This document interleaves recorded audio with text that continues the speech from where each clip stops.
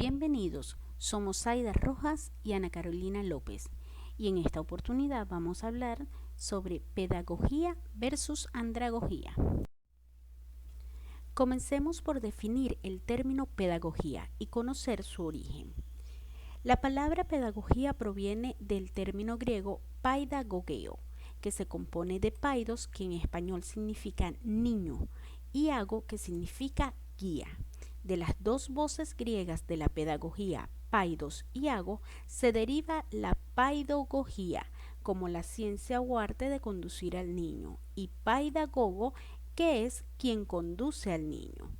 En Grecia, los pedagogos eran generalmente los esclavos, los que se encargaban de llevar a los infantes hasta los centros de aprendizaje. Para ese entonces, el vocablo no estaba relacionado con la idea de un maestro que enseña, y mucho menos con el de un investigador o teórico de la educación.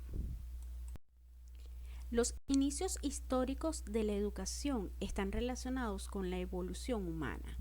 Esta se origina en las comunidades primitivas. El perfecto ejemplo de ello es que el hombre dejó de tener una vida nómada para pasar a tener un estilo de vida sedentario. De allí se da inicio a la transmisión de saberes entre individuos de una misma comunidad. Padres enseñaban saberes a sus hijos. Es en ese momento cuando nacen los primeros métodos pedagógicos, al aplicar técnicas y métodos para la supervivencia. En este sentido, la diferencia entre la educación y la pedagogía radica en que la primera apareció como acción espontánea y natural, surgiendo después el carácter intencional y sistemático que le da la pedagogía a la educación.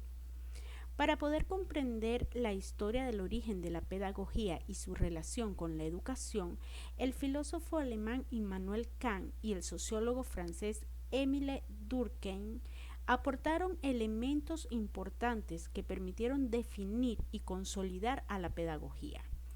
Por un lado, Immanuel Kant propuso que la pedagogía era una disciplina científica, teórica y práctica, cuya base era la experimentación y las reflexiones de prácticas en concreto. Por otro lado, Émile Durkheim se refería a la pedagogía como un construir de saberes a través de la implementación de reglas metodológicas que garantizan el carácter científico de esta ciencia. Con estas dos definiciones se sustentó y se desarrolló la pedagogía como un área de estudio que complementa la ciencia con el ámbito social. Ahora bien, ¿de qué se trata la pedagogía? Es la conducción, arte y ciencia de enseñar a los niños. Se fundamenta en las características del crecimiento, desarrollo y madurez mental del ser humano. La comunicación es vertical, se centra en la enseñanza y las estrategias didácticas son aplicadas por el profesor. Se aplica hasta con jóvenes de 15 años.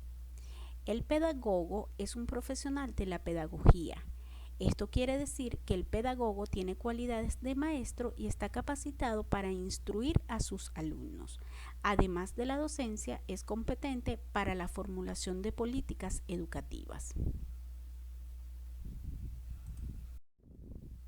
Ahora bien, conozcamos los 4 supuestos de la pedagogía. El primero de ellos, el estudiante.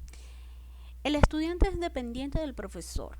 El profesor asume la responsabilidad total de qué se enseña y de qué se aprende, y es quien evalúa los aprendizajes. En cuanto a la experiencia previa del estudiante, este tiene muy poca o nula experiencia. La experiencia del profesor es la que juega un rol crucial. En cuanto a la orientación del aprendizaje, es un proceso para adquirir nuevos conocimientos ya prescritos. Los contenidos tienen una secuencia de acuerdo a la lógica de las unidades a tratar. Y en cuanto a la motivación hacia el aprendizaje, principalmente es extrínseca.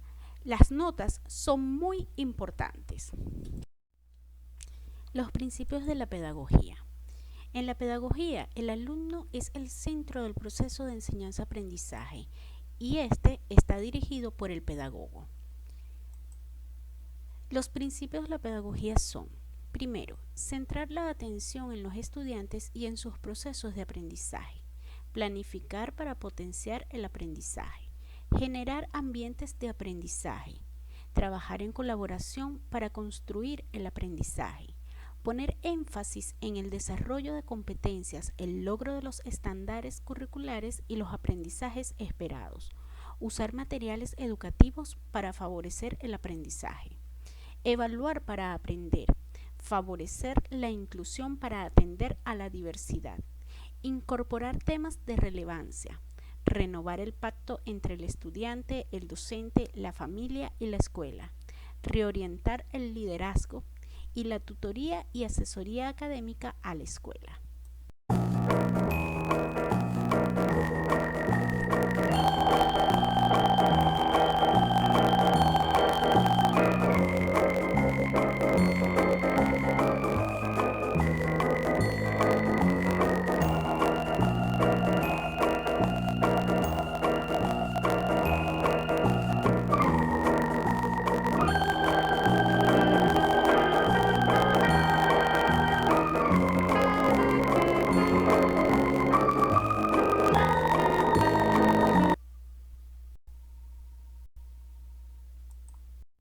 Ante el crecimiento desmedido de la matrícula educativa, debido principalmente a la fuerte presión social y económica existente por obtener un título que permite el acceso a mejores oportunidades, en el caso de miles de personas adultas que deciden regresar al ámbito académico, la andragogía se ha convertido en un tema actual y de suma importancia para la educación. Pero, ¿qué es la andragogía? La andragogía es una de las ciencias de la educación enmarcada en la educación permanente, que tiene por finalidad facilitar los procesos de aprendizaje en el adulto a largo plazo. ¿Qué quiere decir esto? Que la andragogía tiene por objeto seguir educando a las personas adultas, orientándolas a continuar en el desarrollo de sus capacidades, a la utilización y actualización de sus conocimientos, a la utilización de nuevas tecnologías y en general a mantener o mejorar su calidad de desempeño personal, profesional y social. Malcolm Knowles fue el primero que se refirió a esta con el término de andragogía, como contraparte de la pedagogía, y la definió como el arte y ciencia de cómo ayudar a los adultos a aprender. Hacia fines del siglo XX, la literatura reportaba un gran número de trabajos que apuntaban a que los adultos aprendían de diferentes formas que los niños. Desde aquí, Malcolm Knowles ideó este concepto de andragogía para referirse a cómo aprenden los adultos, argumentando principalmente que la motivación en el aprendizaje era diferente en el adulto que en los niños. Un fenómeno tan complejo como lo es el aprendizaje en adultos probablemente nunca se ha explicado por una sola teoría. Veamos cuáles son esos supuestos de la andragogía, cuáles son esas características de cómo aprenden los adultos. En primer lugar, vamos a tener el autoconcepto. Los adultos generalmente quieren escoger qué quieren aprender, cuándo quieren aprenderlo y cómo quieren aprenderlo. Necesitan cierta autonomía en su aprendizaje y tener cierta responsabilidad sobre este aprendizaje, para así fomentar un estudio y un aprendizaje autodirigido. En segundo lugar, tenemos la experiencia que traen los adultos consigo. Los estudiantes tienen una gran cantidad de experiencia que traen consigo a las actividades de aprendizaje y que pueden contribuir en sus aprendizajes y en las de otros también. Aquí se hace muy relevante el concepto de las experiencias previas para los profesores considerarlas y activarlas. En tercer lugar, tenemos la disposición del aprendizaje, que va a depender de las necesidades del estudiante. Los adultos están listos y dispuestos a aprender cuando ven que lo que van a aprender les va a ayudar para mejorar situaciones del contexto real, del contexto diario o del contexto laboral. Tiene que haber una real necesidad para aprender algo. En cuarto lugar, tenemos el enfoque centrado en problemas. Los adultos necesitan ver la aplicación inmediata del aprendizaje, por lo que buscan experiencias de aprendizaje que sean oportunidades para permitirles resolver problemas. En quinto lugar, tenemos la motivación de los estudiantes, que en este caso de los adultos es una motivación de tipo interna, de tipo intrínseca. Los adultos buscan experiencias de aprendizaje por razones intrínsecas, ya sea por un real interés en lo que van a estudiar o quieren aprender, o por el valor que le han otorgado a una actividad, más que por razones externas o extrínsecas, ya sea con una nota o un premio. En sexto y último lugar, tenemos que los adultos necesitan saber por qué necesitan saber algo. Los adultos necesitan saber cuál será el beneficio de los nuevos conocimientos que se les presentan. Por ejemplo, para resolver algún problema o aplicar un nuevo conocimiento de forma inmediata que sea útil. Ahora bien, presten atención a la siguiente explicación para luego realizar una actividad. Dentro de los principios fundamentales en el aprendizaje de los adultos, encontramos la participación, la horizontalidad y la flexibilidad.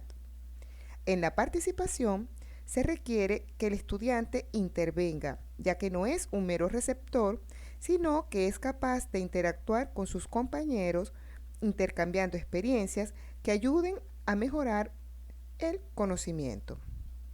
La horizontalidad se manifiesta cuando el facilitador y el estudiante participante tienen características cualitativas similares, es decir, la adultez y la experiencia.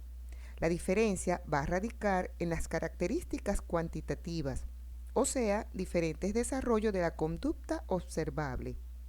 Y respecto a la flexibilidad, es de entender que los adultos, al poseer una carga educativa formativa llena de experiencias previas y cargas familiares y económicas, necesitan lapsos de aprendizajes acordes a sus aptitudes y destrezas. Visto esto, vamos a trabajar con varias tarjetas, las cuales contienen textos cortos sobre los principios que les acabo de explicar. La finalidad de esta actividad es propiciar la participación activa de cada uno de ustedes, estimular la expresión libre de sus ideas respecto al tema y fortalecer el trabajo en equipo. Ahora bien, la dinámica a realizar es que analicen y determinen a qué principio corresponde cada texto. Discutan qué otras ideas, reflexiones o comentarios les agregarían a cada uno de estos principios de manera que satisfaga lo que ustedes aspiran como adultos involucrados en un proceso de aprendizaje. Una vez finalizada su actividad, abriremos un tiempo de debate para que nos dejen sus comentarios y así compartir ideas y sugerencias sobre estos principios.